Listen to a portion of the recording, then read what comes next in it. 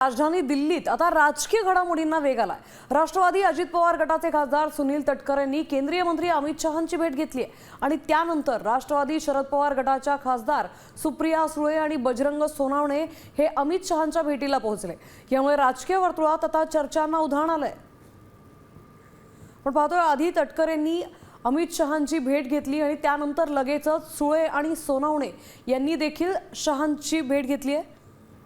त्यामुळे आता राजकीय वर्तुळात चांगलीच खळबळ उडाली आहे।